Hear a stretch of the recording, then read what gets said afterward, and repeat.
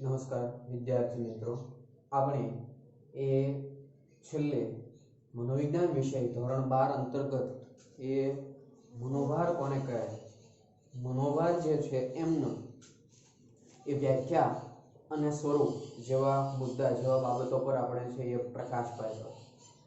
મનોભારકોના સ્વરૂપની અંદર આપણે એ થોડી ઘણી માહિતી એના 3 પ્રકારો વિશે એ બાબતો સ્પષ્ટ કરી. મનોભારનો સામનો કેવી રીતે કરવો જોઈએ, સામનો કરવાથી કેટલી કિંમત ચૂકવવી પડે છે, એના પરિણામો કેવા આવે છે, એમના ઉપર એમના વિશે આપણે ચર્ચાઓ કરી. આજનો આપણો એ મુદ્દો છે કે ભાઈ મનોવિજ્ઞાન વિષય અંતર્ગત એ જ્યારે 21મી સદીની એ જે દુનિયા છે કે જે ખૂબ ઝડપથી વિસ્તરી રહી છે એ અંતર્ગત એ માણસ સતત અને સતત અમુક સ્ટ્રેચ અનુભવે છે, અમુક પ્રકારના એનામાં એ મનોભાર છે એ સર્જાતા હોય છે. હવે એક બાબતથી આપણે પરિચિત છે કે ભાઈ દુનિયાની અંદર કોઈ પણ વ્યક્તિ છે એ સ્ટ્રેચ તણાવ યુક્ત જીવનથી છે એ ભાગી શકે એમ નથી. નાના મોટા સંદર્ભોમાં અથવા તો પરિસ્થિતિઓમાં એ સતત ને સતત ક્યાંક ને ક્યાંક મનોભારથી પીડિત રહેવાનું. તમે જો મનોભાર છે એવા પ્રકારની કે આપણા જીવનનો ભાગ છે. ઘણી વખત એવું બનશે કે હવે આપણે મનોભારને ઓળખતા પણ નહીં હોઈએ અથવા આપણને એની ખબર પડે એ પહેલા તો મનોભાર પૂર્ણ પણ થઈ ગયો છે અને એક નવો મનોભાર છે એ આપણા જીવનમાં પ્રતિપાદિત થઈ અને આપણે નજર સમક્ષ આવી ગયો છે. વર્તમાન સમયની પરિસ્થિતિ તમે જુઓ કે ભાઈ આપણે એક પ્રકારના મનોભારનો સામનો કરી રહ્યા છીએ કે ભાઈ એવા પ્રકારની બીમારી કે જેના વિશે રોજ આપણે નવું સાંભળીએ છીએ. દરરોજ આપણા જીવનની અંદર કંઈક નવા સમાચારો આવે જે આપણને સતત ચિંતિત કરે છે. છતાં પણ એ છેલ્લા એ 4-5 મહિનાથી આપણે છે આપણું જીવન અવિરતપણે ચલાવી રહ્યા છે. આપણે કે આપણા જીવનને અટકાવી નથી દીધું કે ચાલો પૂર્ણ વિરામ, વર્ગખંડની અંદર આપણે જઈ નથી શકતા. આવી પરિસ્થિતિની અંદર પણ આપણે એ આપણું જીવન જીવવાનું મતલબ કે શૈક્ષણિક કાર્ય શરૂ તો રાખ્યું છે.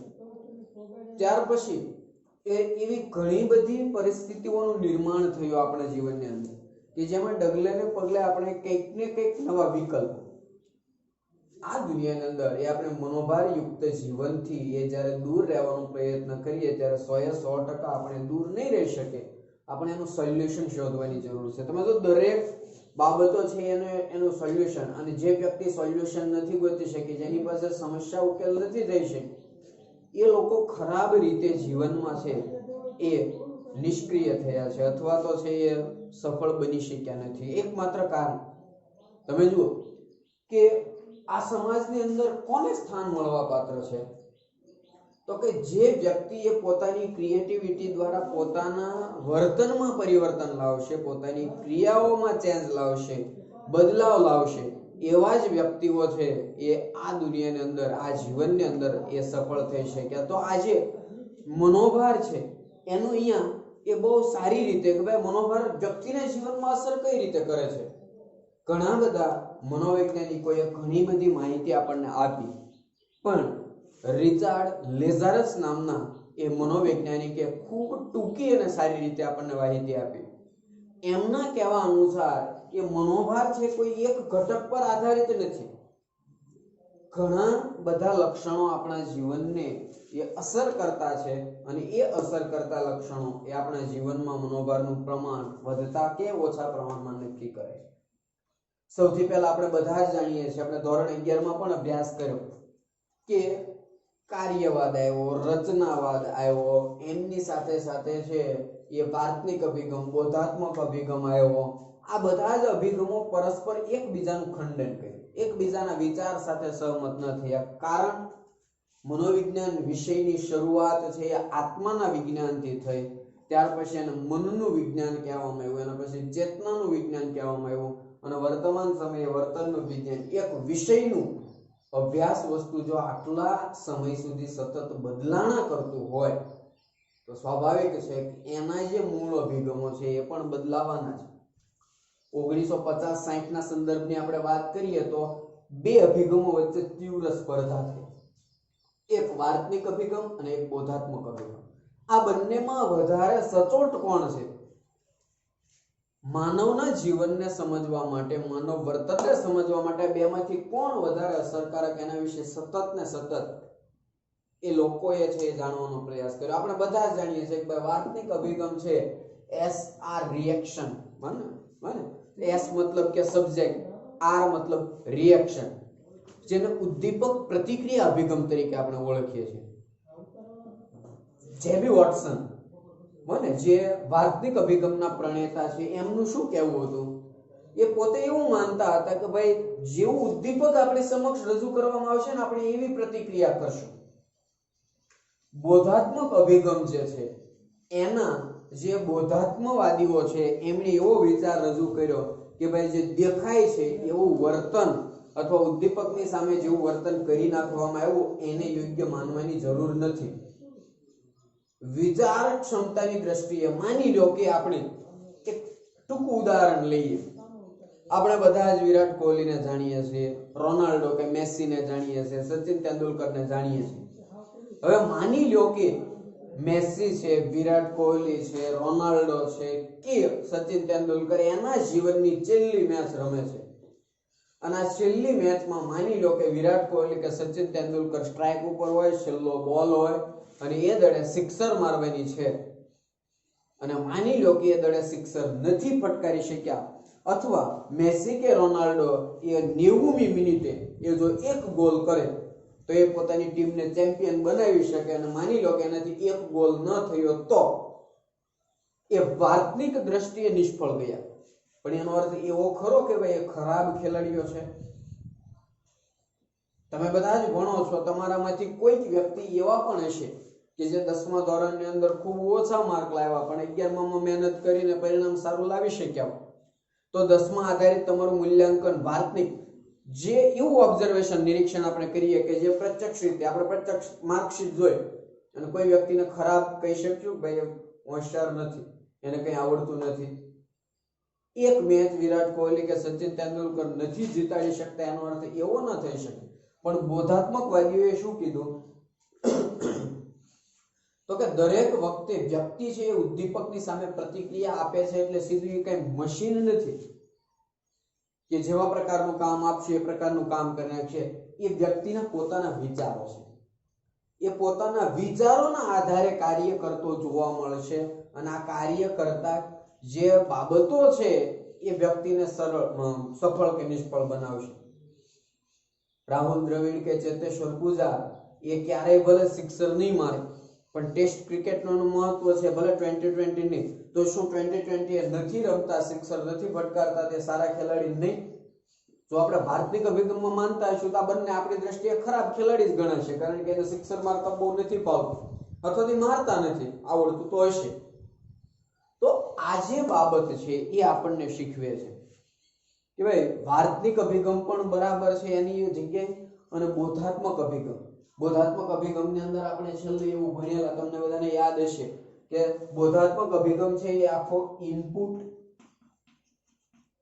પ્રોસેસિંગ અને આઉટપુટ પર આધારિત છે.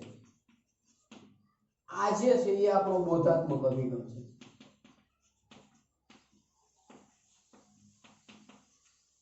પણ એ આપણી પાસે વાર્તનિક અભિગમ પણ છે કે જે એસ આર પર આધારિત છે.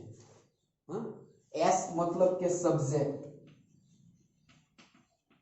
અને આર મતલબ રિએક્શન. આપણે એને ઉદ્દીપક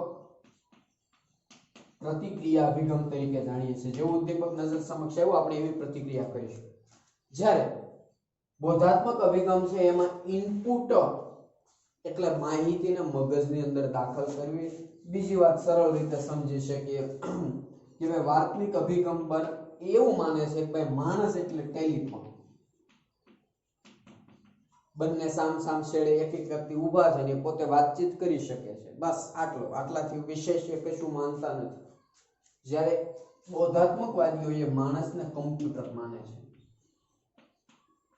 કે જે કમ્પ્યુટરની અંદર માહિતી તમે દાખલ કરો એના ઉપર સીપીયુ ની અંદર પ્રોસેસિંગની કાર્ય થશે અને એમના પછી એ માહિતી બહાર પ્રદર્શિત થશે. માત્ર ટેલિફોનની જેમ બે છેડા નહીં દેખાય, એનાથી વિશેષ ઘણું બધું છે.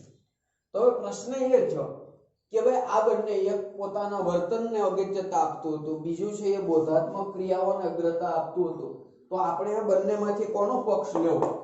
તો એ સમયગાળા દરમિયાન એ રિચાર્ડ લેઝારસ નામનો જે મનોવૈજ્ઞાનિક છે, એમણે એ પોતે એ વિચાર અને લાગણીના સંદર્ભે છે એ પોતાના વિચારો રજૂ કર્યા કે ભાઈ ખરેખર મનોવિજ્ઞાનનો વિષય વસ્તુની અંદર વિચાર અને લાગણી આ બંનેની જરૂર છે.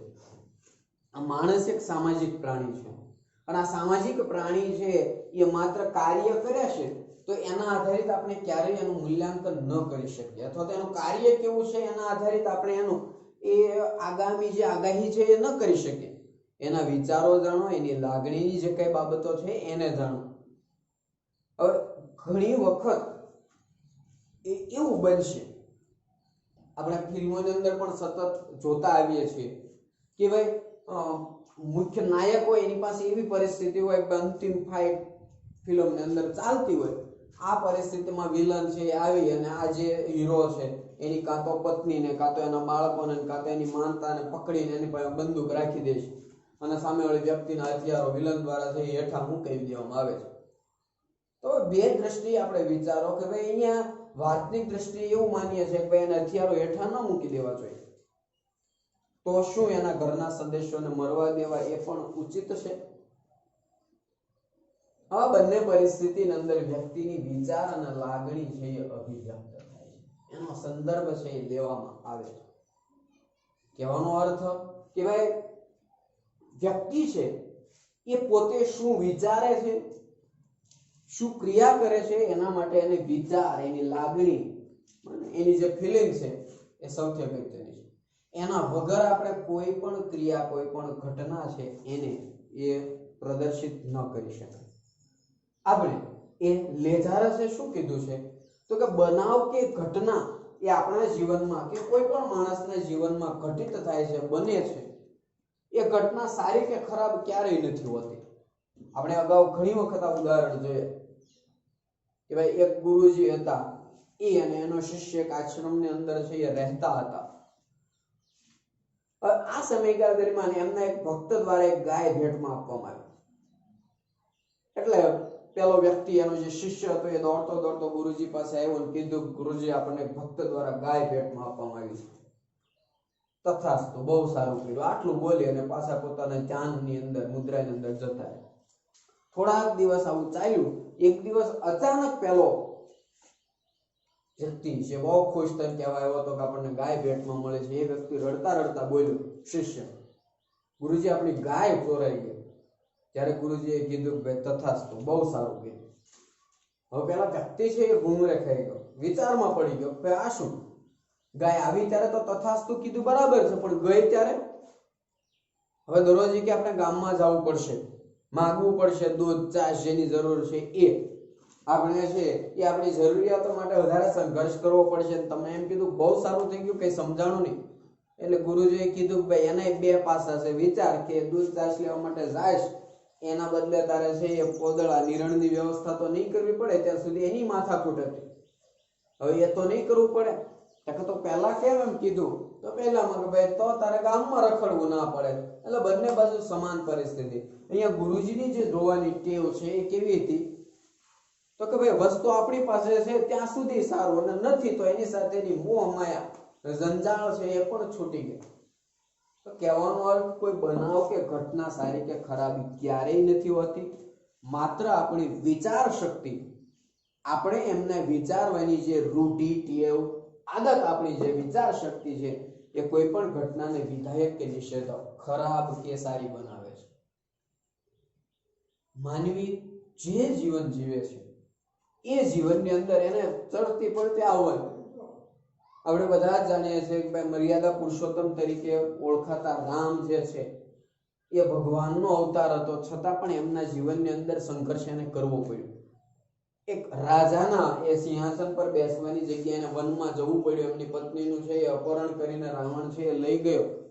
આ બધી જ પરિસ્થિતિ એમના માટે છે એ નકારાત્મક હતી, પણ આપણે સિરિયલ છે એ જોઈએ છે કે રામે ક્યારે એ પોતે છે એટલા બધા વ્યથિત દુઃખ વ્યક્ત કર્યું પણ એટલા બધા વ્યથિત ક્યારેય નથી થયા જ્યારે સામેના પક્ષ લક્ષ્મણજી છે એ પોતે પોતાના વિચાર લાગણીઓ ઉપર એટલો બધો કાબુ ન રાખી શકે. ભગવાન શ્રી કૃષ્ણે જ્યારે એ કુરુક્ષેત્રના રણ મેદાનમાં અર્જુનને એ પોતે એ ભગવદ ગીતા સંભળાવતા હતા એ સમયે એમના મન ઉપર ચિંતા નહોતી કે ભાઈ યુદ્ધમાં શું થશે કેમ થશે. અર્જુન પોતે પરિણામથી અજાણ હોવાના નાતે ચિંતિત હતો કે ભાઈ મારા ભાઈઓ છે, કાકા દાદાના દીકરાઓ છે, એમની સાથે કેમ હું લડીશ. તો કહેવાનો અર્થ એવો છે ઘટના જે ઘટિત થાય છે આપણે કહીએ છીએ ને કે નસીબમાં હોય એ બધું થાય. હવે આ નસીબ છે એને જોવાની આપણી વિચાર શક્તિ કેવી છે, એની આપણી વિચારસરણી કેવી છે, એના આધારિત એ આપણું એ મૂલ્યાંકન છે એ થતું હોય છે. એટલે કે આપણે કહેવાય છે કે ભાઈ માનીએ તો દરરોજ મોજ છે અને નહીતર ઉપાધિ રોજ છે. આપણી જે વિચાર શક્તિ જે છે એ વ્યક્તિના જે જીવન છે એ જીવનના પાસાઓ છે એને એ સારી કે ખરાબ છે એ બનાવતી જોવા મળશે. તમે કેવું વિચારો છો, તમારી વિચાર ક્ષમતા કેવી છે અને આ વિચાર ક્ષમતાના આધારે એ આપણું મૂલ્યાંકન છે એ થતું હોય છે. તો રિચાર્ડ લેઝાર છે એ પોતે કોષ્ટક એક મોડલ આખું રજૂ કર્યું. એટલે કે મનોભાર ઉત્પન્ન કરનાર પરિસ્થિતિમાં તમે કેવી પ્રતિક્રિયા આપશો તેનો આધાર છે એ લેઝારસના મતે એ 3 બાબતો પર એ આધારિત છે. એમાં એક મનોભારકોનું સ્વરૂપ, બીજું છે એ વ્યક્તિના લક્ષણો અને ત્રીજું કે ભાઈ મનોભાર છે એમને એ ઉત્પન્ન કરવાના ઉપલબ્ધ સંસાધનો આપણી પાસે કેટલા છે, કેવા છે. હવે આપણે બધા જાણીએ છીએ કે ભાઈ આ જે 3 બાબતો તમે જો પાઠ્યપુસ્તક સાથે લઈને બેઠા હશો તો એની અંદર એ આપણને કોષ્ટક આપવામાં આવેલું છે 5.1 કરીને. એ કોષ્ટકની અંદર આપણને છે એક માહિતી આપવામાં આવેલી છે આ 3 ઘટકોની કે ભાઈ મનોભારકોનું સ્વરૂપ કેવું છે, એના લક્ષણો કેવા છે વ્યક્તિના અને એનો સામનો કરવા માટેના ઉપલબ્ધ સંસાધનો છે એ કઈ રીતે કાર્ય કરે છે. હવે આ અંતર્ગત આપણે જ્યારે એ મનોભારકો છે એનું સૌથી પહેલા તો સ્વરૂપ મનોભાર શબ્દ છે પણ આ મનોભાર આવે છે ક્યાંથી, એને ઉત્પન્ન કરનાર કોણ, તો એમના માટે જે છે એ આપણે મનોભારકો છે એનું સ્વરૂપ જોઈએ. તો સૌથી પહેલા એ મનોભારકોનું જે સ્વરૂપ છે એ અંતર્ગત આપણે એની વ્યાખ્યા લખીશું કે મનોભારક કોને કહી શકાય. આ પ્રશ્ન છે એને આપણે 2 વિભાગમાં ભણવો પડશે. અહીંયા આપણે એની માહિતી મેળવી, આજે મનોભારકોનું સ્વરૂપ જોઈશું અને પછીના લેક્ચરમાં આપણે વ્યક્તિના લક્ષણો અને મનોભારનો સામનો કરવાના એટલે કે મોટો પ્રશ્ન છે એના 2 ભાગમાં જોઈશું. તો આજે આપણે મનોભારકોનું સ્વરૂપ છે એમાં એની વ્યાખ્યા જોઈએ કે ભાઈ મનોભાર ઉત્પન્ન કરનાર વૈવિધ્યપૂર્ણ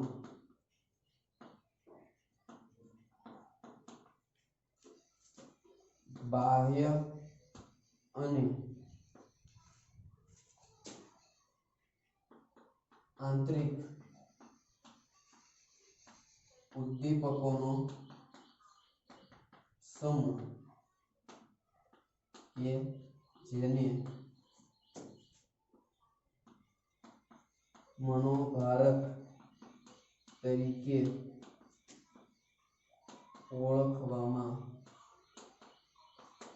આવે છે. હવે આપણે બધાએ એક વ્યાખ્યા આપણે જોઈ કે મનોભાર છે એ કઈ રીતે, તો કે મનોભાર છે એને ઉત્પન્ન કરનાર મનોભારક છે. કર્તૃવાચક શબ્દ મનોભાર છે એનો કર્તૃવાચક મનોભારક. આ જે કર્તૃત્વવાચક એ જે વિધાન છે શબ્દ છે એને આપણે સમજવું હોય તો મનોભાર ઉત્પન્ન કરનાર વૈવિધ્યપૂર્ણ બાહ્ય અને આંતરિક ઉદ્દીપકો છે એનો સમૂહ. અહીંયાને સમજવું કે વિવિધતાપૂર્ણ છે. વ્યક્તિના જીવનમાં ક્યારેય એક જ પ્રકારનો મનોભાર ક્યારેય આવવાનો નથી. મનોભારની પરિસ્થિતિ બદલાના કરશે.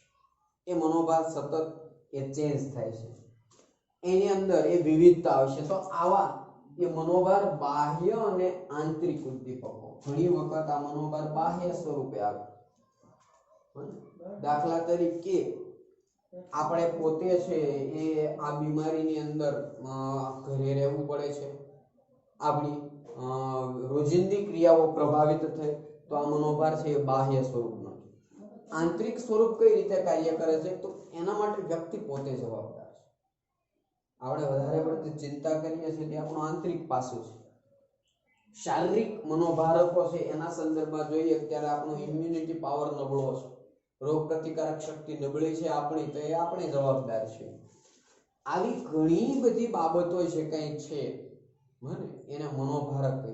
પરીક્ષા દેવા માટે ગયા અને આપણું પેપર બહુ ખરાબ ગયું, હવે એના સંદર્ભમાં આપણે જો જોઈએ તો બે બાબતો સ્પષ્ટ થશે કે આપણે પૂરતી તૈયારી કરી હતી, તૈયારીમાં કોઈ ખામી ન હતી, પણ પ્રશ્ન આપણી ધારણા કરતા થોડાક અલગ રીતે પૂછવામાં આવ્યો તો એ બાહ્ય મનોભારક. પણ આપણે તૈયારી જ નથી કરી અને પરીક્ષા દેવા ગયા ખરાબ ગયું, તો એ આપણે આંતરિક મનોભારકો આપણે પોતે થઈએ. તો આવા જે ઉદ્દીપક જે છે એમનો એ આખો સમૂહ જે છે એ સમૂહને આપણે એ મનોભારક તરીકે છે ઓળખીએ છીએ. આવા મનોભારકો જે છે એ વ્યક્તિના જીવનમાં એ ક્યાંક ને ક્યાંક છુપાયેલા છે, જે વ્યક્તિના જીવનને અસર કરે છે. આવા મનોભારકો છે એ ત્રણ પ્રકારના એ આપણી સમક્ષ છે. એમાં સૌથી પહેલું છે એ પર્યાવરણીય મનોભારક. પર્યાવરણીય મનોભારકમાં છે એ ઘોંઘાટ, પ્રદૂષણ વગેરે સમાવિષ્ટ છે. વ્યક્તિને કેવા મનોભારકો છે અસર કરે છે, તો કે આપણે બધા જ જાણીએ છીએ કે ભાઈ વર્તમાન માનવ જીવન ઘોંઘાટ, પ્રદૂષણ અને આવી ઘણી બધી માનવ સર્જિત સમસ્યાઓ પણ જે પર્યાવરણ દ્વારા ઉત્પન્ન થઈ છે એ આધારિત છે, એના ઉપર આધાર રહે છે. કઈ રીતે, તો કે આપણે સમજીએ છીએ કે ભાઈ પર્યાવરણીય મનોભારક અંદર ઘોંઘાટની અંદર આપણું જીવન વ્યતીત કરવું, આપણું ઘર છે એ માની લો કે એકદમ એ રેલવે સ્ટેશનની નજીક છે, એરપોર્ટની નજીક છે, તો આપણે ઘોંઘાટ જન્ય પરિસ્થિતિથી ત્રસ્ત થઈ જઈશું. અમને એમની સાથે સાથે છે એ પ્રદૂષણની પણ એ જ અસર છે. હવાનું પ્રદૂષણ છે, જળ પ્રદૂષણ છે, ભૂમિ પ્રદૂષણ છે, આવા તો અનેક પ્રકારના પ્રદૂષણો કે જે વ્યક્તિના જીવનની અંદર એ સારી અને ખરાબ અસરો છે એ ઉત્પન્ન કરતા જોવા મળે છે. તો આ પ્રકારના એ પર્યાવરણીય મનોભારકો છે. બીજા સંદર્ભમાં છે એ મનોવૈજ્ઞાનિક મનોભારક. આ મનોવૈજ્ઞાનિક મનોભારકો જે છે એની અંદર એ હતાશા, દબાણ, સંઘર્ષ, આઘાત કે જેની સીધી અસર છે એ સાયકોલોજીકલ માનસિક છે, મનોવૈજ્ઞાનિક અસરો જે ઉત્પન્ન કરે છે. આ મનોભારકો છે વ્યક્તિનું જીવન છિન્ન ભિન્ન કરી શકે છે. આ મનોભારકો તો કદાચ એને કાબૂમાં લાવવા માટે સમાજ પણ મદદરૂપ બનશે. પર્યાવરણ આપણે એકલાને આને દૂર નહીં કરવા પડે, પણ જે મનોવૈજ્ઞાનિક મનોભારકો છે એમને છે માત્ર ને માત્ર માનવીય પ્રવૃત્તિઓ અને વ્યક્તિ પોતે એનું સર્જન પણ કર્યા છે અને એમને મિટાવવાનું કાર્ય પણ માત્ર ને માત્ર માણસ જ કરી શકે. અન્ય કોઈ વ્યક્તિ આ પ્રકારનું કાર્ય કરી શકતો નથી. એમની સાથે સાથે ત્રીજું છે એ સામાજિક મનોભારક. આ સામાજિક મનોભારક છે એમાં ઝઘડો, વિકલતા, સંબંધો તૂટવા. તમે જો સમાજમાં ક્યાંક ને ક્યાંક આત્મહત્યાના બનાવો બને છે, ક્યાંક ને ક્યાંક ખૂન જેવી ક્રિયાઓ પણ થઈ રહી છે. આ બધાનું કારણ સામાજિક મનોભાર છે. કોઈકની સાથે ઝઘડો થઈ એની દાજ રાખીને આપણે બીજા સાથે લડીએ છીએ. કોઈક આત્મહત્યા કરે છે કારણ કે એના સંબંધો તૂટી ગયા છે. ડિપ્રેશનની અંદર આવી જાય છે કારણ કે એકલતાનો અનુભવ કરે છે. તો આ બધા મનોભારકો વ્યક્તિને ક્યાંક ને ક્યાંક અસરકારક છે. પૂછે આપણને કોઈ પર્યાવરણીય મનોભારકો ક્યાં છે, મનોવૈજ્ઞાનિક મનોભારકો ક્યાં છે અને સામાજિક મનોભારકો, તો એ આ મુજબ એક એક માર્કમાં છે. આ ત્રણેય પૂછી. હવે આ મનોભારકોનું સ્વરૂપ આપણે મનોભારકોને ઓળખ્યા, પણ શું સંબંધો તૂટવાથી આપણે છે એ પીડિત થઈશું, મનોભારનો સામનો કરીશું? શું પ્રદૂષણ આવ્યું એટલે આપણું જીવન પૂરું થઈ ગયું? હતાશાની અંદર આવી ગયા એટલે શું આપણે આત્મહત્યા જ કરવી પડશે? ના, એનું જે પરિમાણ છે એના ઉપર આધાર. મનોભારની તીવ્રતા કેટલી છે, ઓછી છે, વધુ છે કે કંઈ નથી, એ કેટલા સમય સુધી મનોભાર રહ્યો, અને આ મનોભારમાંથી બહાર નીકળવાની આગાહી આપણે કરી શકીએ ખરા? આ ત્રણ બાબતોમાં માની લો કે તીવ્રતા ઓછી, સ્થિતિકાળ ઓછો અને આગાહી ક્ષમતા જો વધારે છે તો મનોભારક આપણા માટે ઓછો છે. પણ માની લો કે મનોભારની તીવ્રતા વધારે છે, લાંબો સમય સુધી રહ્યા, તો વ્યક્તિ આનાથી એ વધારેમાં વધારે પીડિત થતો જોવા મળશે, વ્યક્તિ વધારે આનાથી પીડાશે. તો આવા ઘણા બધા પાસાઓ એ વ્યક્તિના જીવનને એ અસર કરતા છે એ જોવા મળે છે. એ અંતર્ગત લેઝરસના મોડેલ અંતર્ગત વ્યક્તિના લક્ષણો અને મનોભારનો સામનો કરવાના ઉપલબ્ધ સંસાધનો એમના માટે એ આપણે આવતીકાલે અથવા આવતા પછીના એ લેક્ચરમાં વધુ માહિતી પ્રાપ્ત કરીશું.